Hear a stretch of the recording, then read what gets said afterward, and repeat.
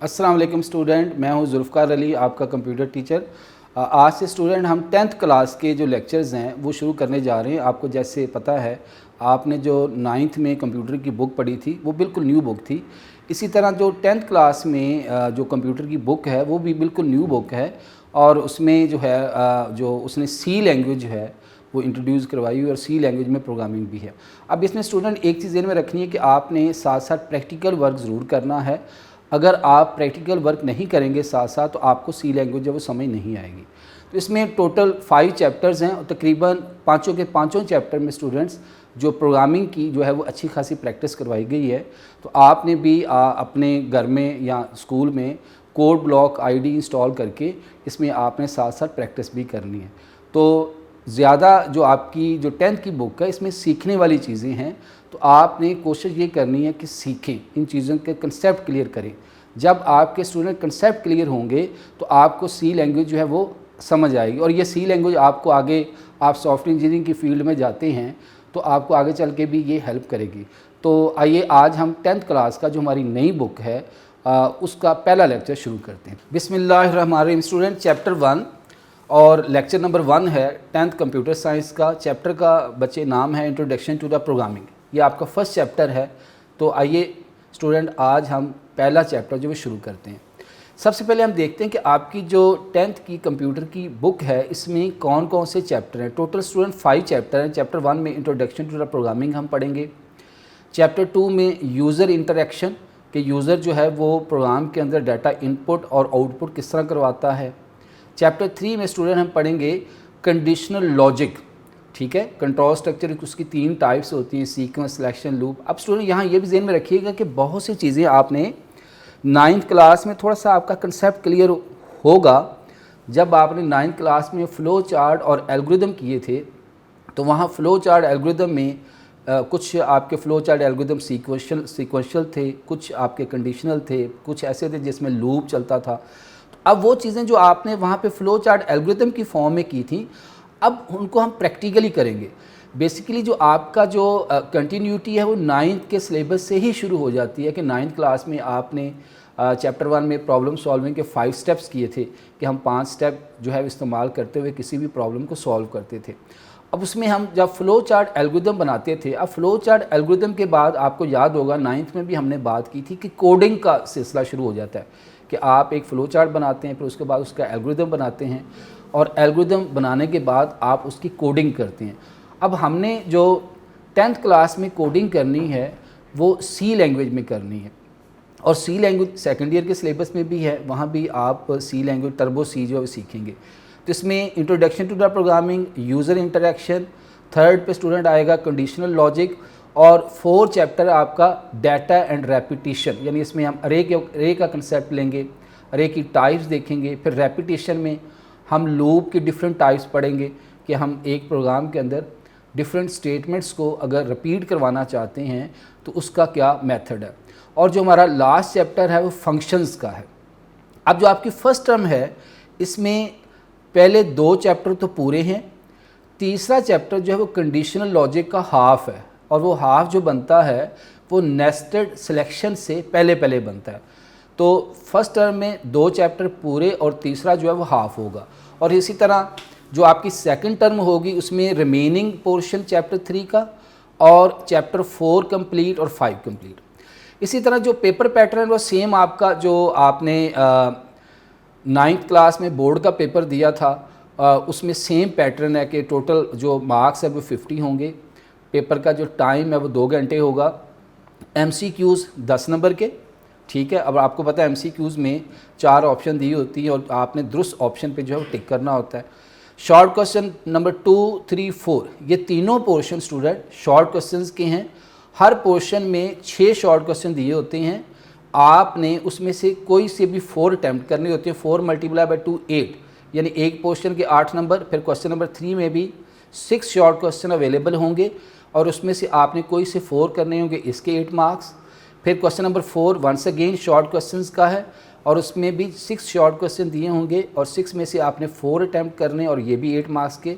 और जो question number student 5, 6, 7 है ये तीनों जो है वो लॉन्ग क्वेश्चंस का है और इसमें कोई से आपने 2 क्वेश्चन अटैम्प्ट करने हैं और इसके टोटल मार्क्स जो है वो 16 होंगे। अब यहाँ पे स्टूडेंट ये ज़हन में रखें कि पेपर पैटर्न तो यही होगा, मगर इसमें अब थोड़ी सी चेंज ये आएगी कि जो आपका शॉर्ट क्वेश्चंस है उसमें कुछ ऐसे क्वेश्चन भी पूछे जाएंगे कि जिसमें फाइंड द एरर के एक प्रोग्राम उसने दिया होगा और उसमें से आपने एरर फाइंड करने हैं, या फाइंड आउटपुट फाइंड करनी है, या किसी भी सिंपल अलजेब्रिक एक्सप्रेशन को सी की एक्सप्रेशन में चेंज करना है। यानी कहने का मकसद ये है कि आपका जो 10th का पेपर है वो थोड़ा सा कंसेप्चुअल होगा। इसी तरह जो लॉन्ग क्वेश्चन है 5, 6, 7, इसमें कोई एक क्वेश्चन प्रोग्राम भी दिया जा सकता है। तो पैटर्न स्टूडेंट्स यही होगा, मगर इसमें कम से कम जो है वो आप कह लें कि आपका 10 से 12 नंबर का जो पेपर है वो कंसेप्चुअल होगा, जिसमें से फाइंड एरर, फाइंड आउटपुट, कोई प्रोग्राम लिखना, इसको आप ज़हन में रखिएगा। और इसलिए मैं कहता हूँ कि 10th क्लास का जो आपका सिलेबस है ये थोड़ा सा सीखने वाला है, इसमें कंसेप्ट अपने क्लियर कीजिएगा। अब इसमें देखें, सबसे पहले चैप्टर 1 में कुछ छोटी छोटी डेफिनेशंस हैं और यकीनन आपने पहले भी कहीं ना कहीं ये ज़रूर पढ़ी होंगी। इसमें बेटा सबसे पहली डेफिनेशन है कंप्यूटर प्रोग्राम क्या होता है।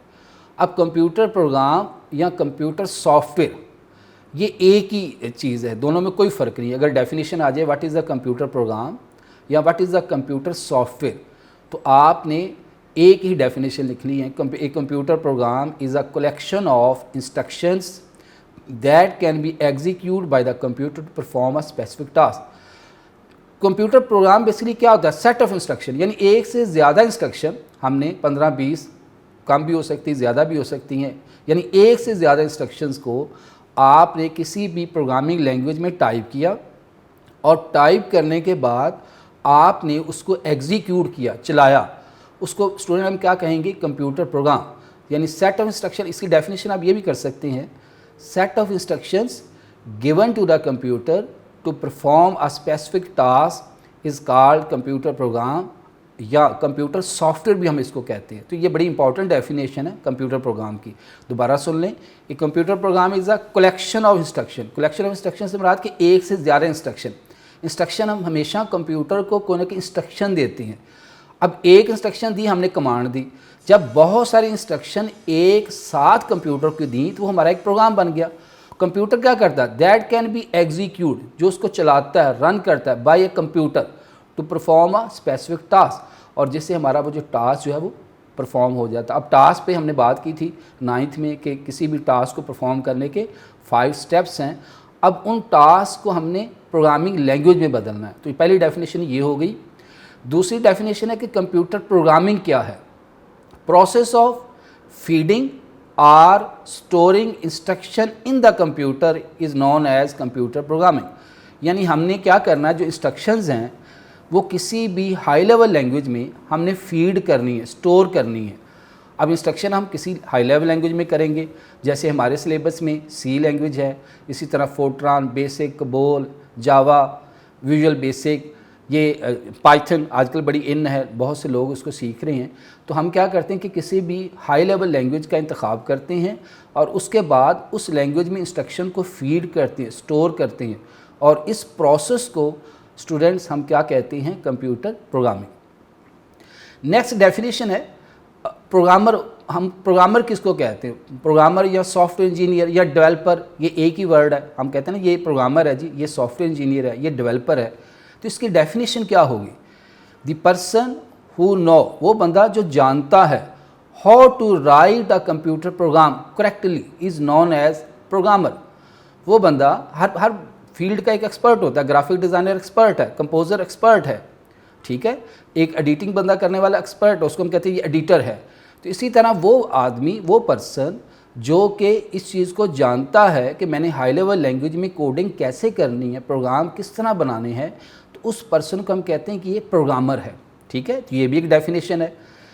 Programming languages, programmers right computer program by using programming language is called programming language. अब इसमें जो प्रोग्रामर है वो किसी न किसी प्रोग्रामिंग लैंग्वेज का इंतखाब करता है। अब यहाँ पे स्टूडेंट, जब भी आप सॉफ्टवेयर इंजीनियरिंग करते हैं तो आप एक आधी लैंग्वेज में अपनी एक्सपर्टीज़ बनाते हैं, सी में बनाते हैं, जावा में बनाते हैं, पाइथन लैंग्वेज का यूज़ करते हैं, और उसके बाद फिर आप उसमें एक्सपर्टीज़ करने के बाद आप उसमें कोडिंग करते हैं। तो बहुत सी प्रोग्रामिंग लैंग्वेज हैं, जैसे कि जावा है, C plus plus, C sharp, Python, BASIC, Fortran, COBOL, ये ओल्ड लैंग्वेज है जो ज़्यादा आजकल यूज़ हो रही है। जावा यूज़ हो रही है, सी लैंग्वेज आपके सिलेबस में है। सी प्लस प्लस, सी और सी प्लस प्लस का इंटरफेस तकरीबन एक जैसा है। सी शार्प है, पाइथन लैंग्वेज है। अब ये देखें, ये आपकी जो सी लैंग्वेज है स्टूडेंट, ये बेसिक लैंग्वेज है। यही वजह है कि उन्होंने 10th क्लास में सी लैंग्वेज को जो है इंट्रोड्यूस करवाया है। जब आप सी लैंग्वेज सीख जाते हैं तो आपके लिए C plus plus, C sharp या जावा लैंग्वेज जो है वो बहुत आसान हो जाती है।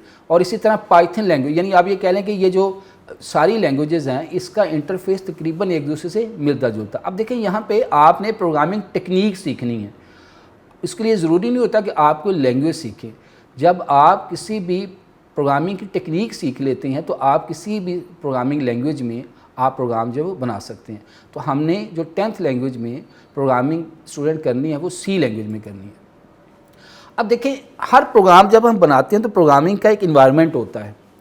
बिल्कुल ऐसे ही कि सपोज़ मैं आपको लेक्चर दे रहा हूँ तो मेरे पास इन्वायरमेंट होना चाहिए, मल्टीमीडिया है, लैपटॉप है और जो है ये लेक्चर एक रिकॉर्ड हो रहा है। इसी तरह जब भी एक सॉफ्टवेयर इंजीनियर प्रोग्राम बनाता तो उसके पास कोई इन्वायरमेंट होना चाहिए कि उसके पास एडिटर होना चाहिए जिसमें बैठ के वो टाइप करे, टेक्स्ट एडिटर, फिर डिबगर होना चाहिए, कंपाइलर होना चाहिए। वो सारा कुछ उसके पास अवेलेबल होगा तो एक प्रोग्राम बनाएगा। फिर उसको एक लैंग्वेज को चूज़ करना पड़ेगा जिसमें वो लैंग्वेज चूज़ करते हुए प्रोग्राम बनाएगा।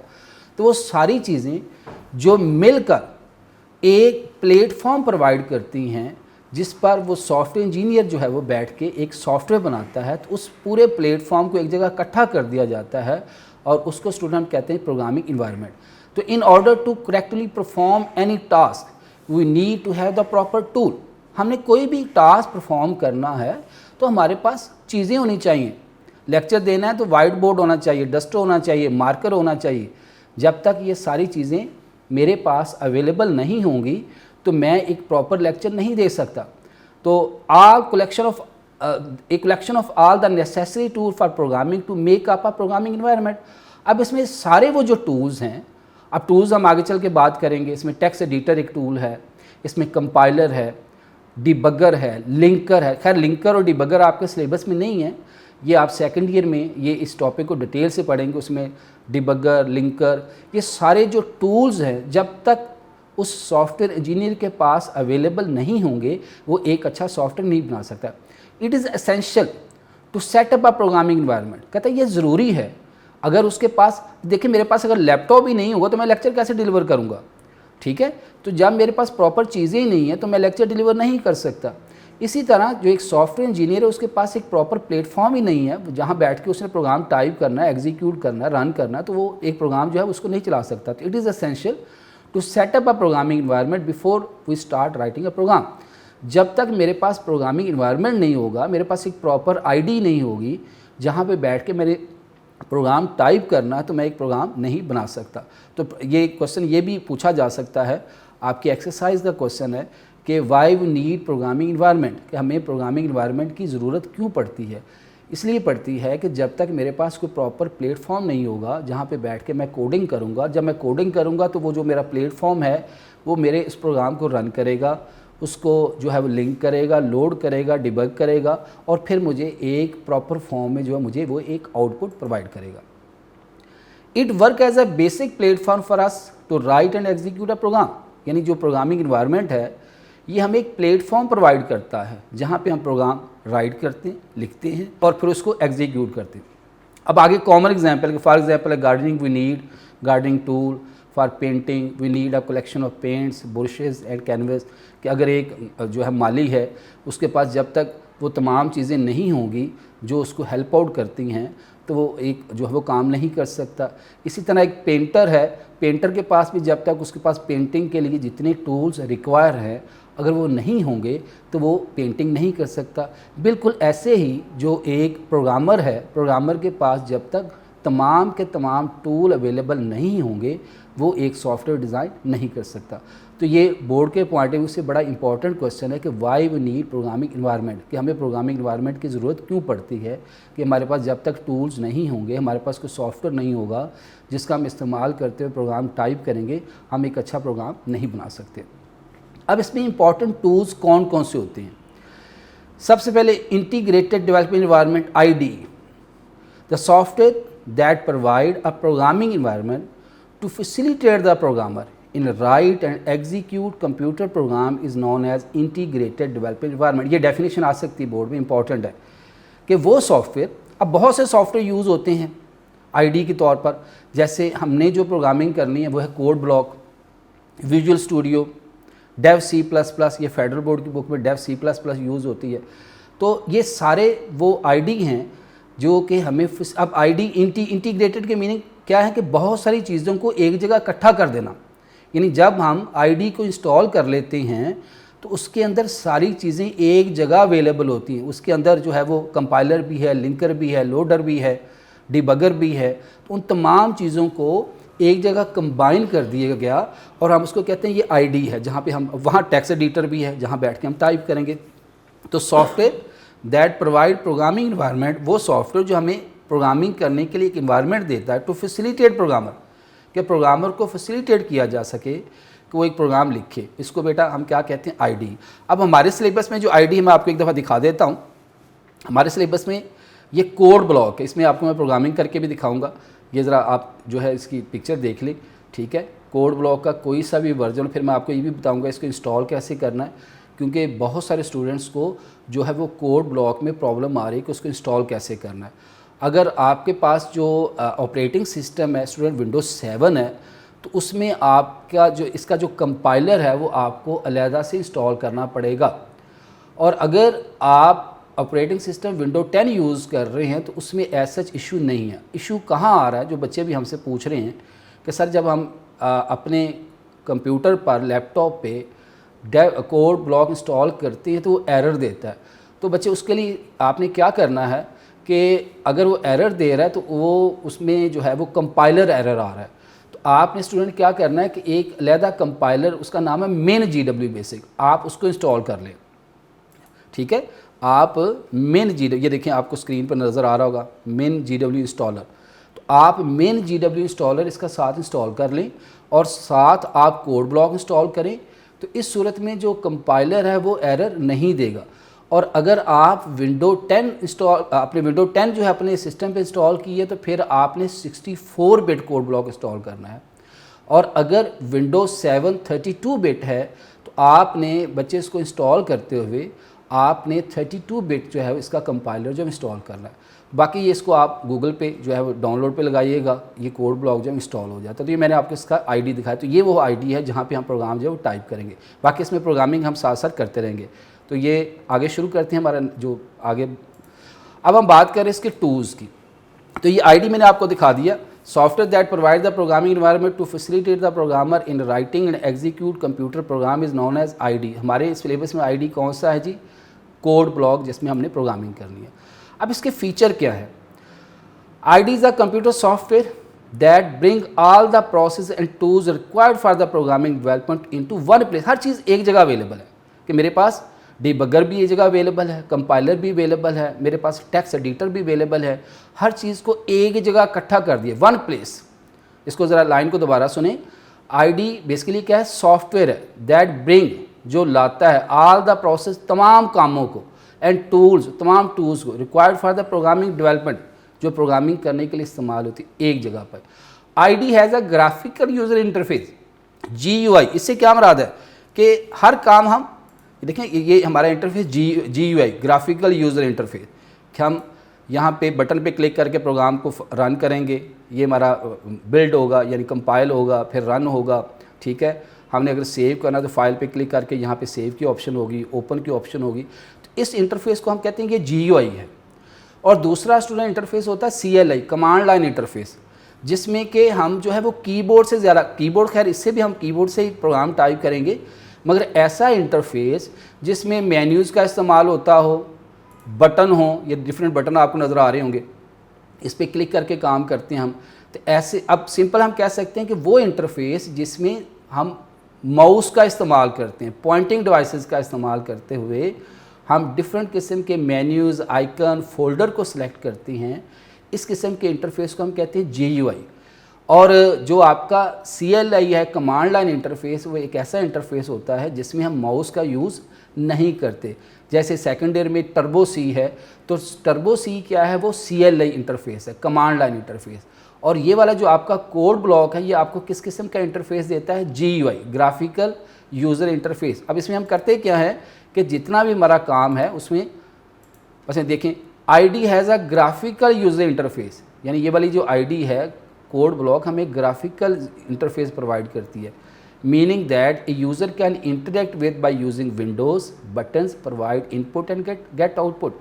यानी इसमें हम क्या करते हैं, यानी GUI से क्या मुराद है कि हम इंटरेक्ट करते हैं किसके साथ, ID के साथ। कैसे, मुख्तलिफ विंडो का इस्तेमाल करते हुए, बटन्स का इस्तेमाल करते हुए, और हम उसी बटन्स और विंडो का इस्तेमाल करते हुए हम अपने प्रोग्राम को डाटा इनपुट भी करवाते हैं और उससे हम आउटपुट भी लेते हैं। तो यहाँ पे ये शॉर्ट क्वेश्चन पूछा जा सकता है कि ID में ग्राफिकल यूज़र इंटरफेस से क्या मुराद है, तो आप बताएंगे कि इसलिए हम इसको यूज़र इंटरफेस कहते हैं। इंटरेक्ट करता है जो यूज़र, वो मेन्यूज़ का इस्तेमाल करते हुए, आइकन का इस्तेमाल करते हुए, डिफरेंट किस्म के बटन्स का इस्तेमाल करते हुए वो काम करता है। ID consists of tool that help programmer to write and execute a testing का कंप्यूटर प्रोग्राम, यानी हम इसमें प्रोग्राम टाइप करते हैं और उसको फिर टेस्ट करते हैं। C language ID consist of, अब इसमें क्या क्या चीज़ें हैं, टेक्स्ट एडिटर, ये टेक्स्ट एडिटर की हम अलग से भी डेफिनेशन करेंगे कि टेक्स्ट एडिटर में हम क्या करते हैं, प्रोग्राम एडिटर नाम से ज़ाहिर है जिसमें प्रोग्राम हम टाइप करते हैं। अभी इसके लिए आपको कोई अलग सॉफ्टवेयर इंस्टॉल नहीं करना कि आपने टेक्स्ट एडिटर अलग करना, कंपाइलर अलग करना, डिबगर अलग करना, लिंकर अलग, ये सारी चीज़ें एक ही जगह अवेलेबल है। यानी जब आपने कोड ब्लॉक इंस्टॉल कर लिया, उसके अंदर टेक्स्ट एडिटर भी है, उसी के अंदर कंपाइलर भी है, डिबगर भी है, ठीक है। तो उसने यहाँ लिखा भी हो, देखें ज़रा, C language ID consist of text editor, इसके अंदर टेक्स्ट एडिटर होगा, कंपाइलर होगा एंड डिबगर। और डिबगर, बग आपको नाम से पता चल रहा है, बग क्या होता है, एरर, डिबगर एरर निकालने वाला। तो उसके अंदर वो जगह भी होगी जहाँ प्रोग्राम टाइप करेंगे। फिर कंपाइलर, जो हमारा लिखा हुआ प्रोग्राम वो हाई लेवल लैंग्वेज में होता है, उसको मशीन लैंग्वेज, इसकी हम आगे चल के डेफिनेशन करेंगे इन डिटेल। डिबगर जो बग होता है, एरर, डिबगर जो हमारे प्रोग्राम के अंदर से एरर निकालेगा इन अ सिंगल इंटरफेस। कहता है ये सारा कुछ जो है वो एक ही जगह अवेलेबल है, सिंगल इंटरफेस। यानी इसके लिए मुझे ये नहीं कि टेक्स्ट एडिटर लहदा ओपन करना पड़ेगा, कंपाइलर लहदा ओपन करना पड़ेगा, डिबगर लहदा ओपन करेगा, ये सारी चीज़ें एक इंटरफेस पे अवेलेबल है। मैंने ID इंस्टॉल की और सारा कुछ जो है वो मेरा वहीं पे अवेलेबल है। अब देखें, ये मैंने पिक्चर भी यहाँ लगाई हुई कोड ब्लॉक की, अभी मैंने आपको दिखा भी दी है, ठीक है। ये आपने अपने सिस्टम पे स्टूडेंट इंस्टॉल भी ज़रूर करनी है। अब इसकी एग्जांपल्स में कोड ब्लॉक हमारे सिलेबस में है, डेव C++। अब बाद बच्चों को अगर कोड ब्लॉक में प्रॉब्लम आ रही है ना, तो बच्चे आप उसको डेव C++ भी कर सकते हैं। डेव C++ का इंटरफेस जो है as compare to code block ज़्यादा ईजी है। आपने जस्ट प्रोग्राम टाइप करना है, ज़रूरी नहीं कि कोड ब्लॉक में ही करें, मगर आपके सिलेबस में कोड ब्लॉक है। मगर जब आप प्रैक्टिकली के लिए जाते हैं तो उसको आप कह सकते हैं कि जी मैंने तो डेव C++ में प्रोग्राम टाइप करना, तो कर लें। डेव C++ जो है कंपैरेटिवली उससे ज़्यादा सी है। जो आजकल ज़्यादा यूज़ हो रहा है वो विजुअल स्टूडियो है, विजुअल स्टूडियो भी एक ID है, Xcode ये भी एक ID है। तो ये शॉर्ट क्वेश्चन पूछा जा सकता है कि चंद IDs के नाम बताएं जिसमें हम C प्रोग्राम टाइप करते हैं। तो ये और भी IDs हैं, मेन यही हैं, code block, Dev C++, visual studio और Xcode। अब हम इसके टूल पे बात करते हैं। अब सबसे पहला टूल है जी text editor. A text editor is a software that allow programmer to write and edit the computer program. कहते हैं टेक्स्ट एडिटर क्या है, प्रोग्रामर को ये अलाउ करता है कि जहाँ प्रोग्राम टाइप करते हैं, all IDs have their own specific editor. Her ID का अपना एडिटर है। जैसे ये मेरा कोड ब्लॉक है, तो मैंने प्रोग्राम टाइप करना है, फाइल न्यू एम्प्टी फाइल, यहाँ मैं प्रोग्राम टाइप करूँगा, ठीक है। ये मैं अपना टेक्स्ट एडिटर के अंदर क्या करूँगा, मैं प्रोग्राम टाइप करूँगा। ये मैं प्रोग्राम टाइप करूँ, कहाँ टाइप कर रहा हूँ, टेक्स्ट एडिटर के अंदर। इंक्लूड, ये अब आगे चल के बात करेंगे फाइल हेडर फाइल क्या होती है, हमारा अलग से टॉपिक है। तो ये मैंने क्या किया, प्रोग्राम यहाँ टाइप कर रहा हूँ, तो ये मेरा क्या है, टेक्स्ट एडिटर है।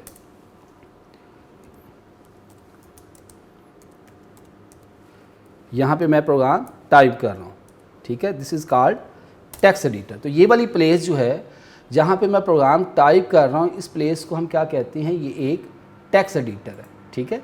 तो ये डेफिनेशन इसकी पूछी जा सकती है टेक्स्ट एडिटर की, कि टेक्स्ट एडिटर क्या चीज़ है, ठीक है।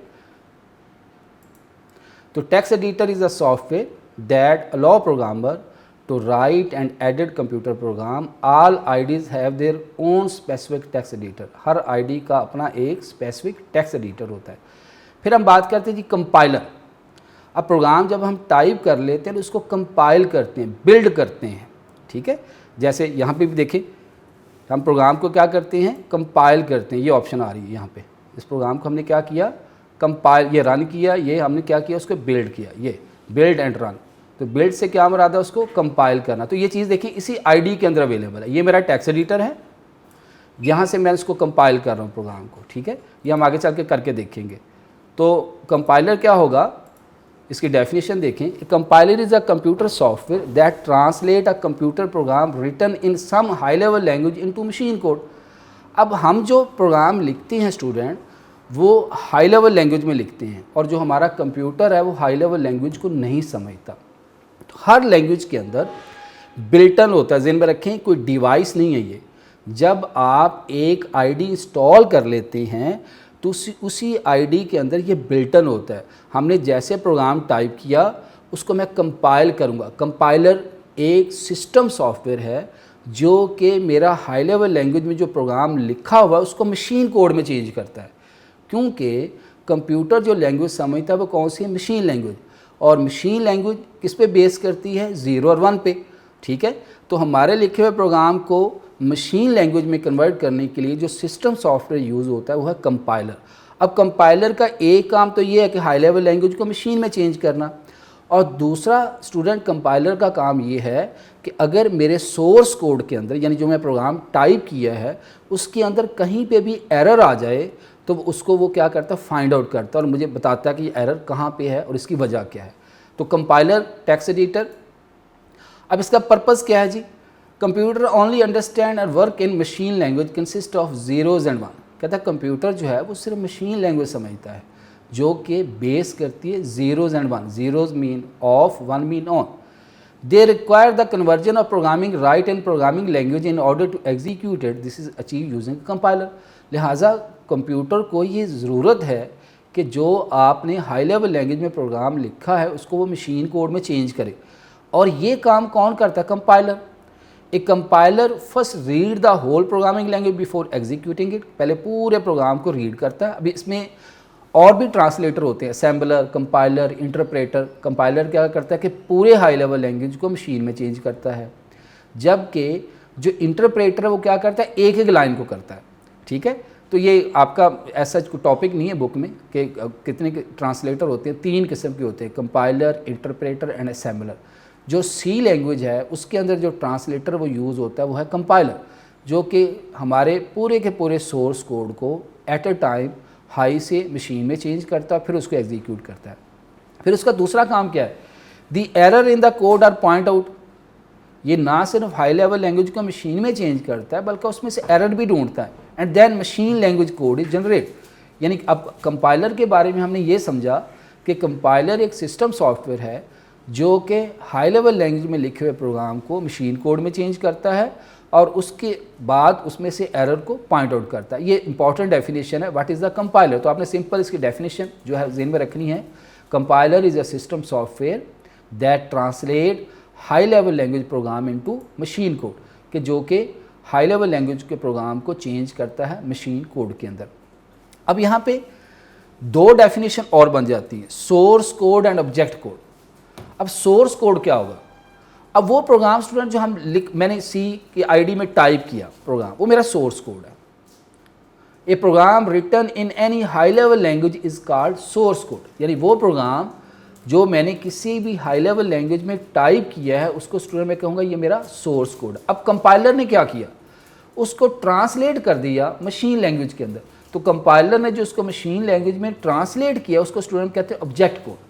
ये डेफिनेशन बोर्ड के पॉइंट ऑफ व्यू से बड़ी इंपॉर्टेंट है। What is the difference between source code and object code. The program written in any high level language is called source code, the output of the compiler which consist of machine code is called object code. अब यहाँ पे एक diagram आपकी book में available है।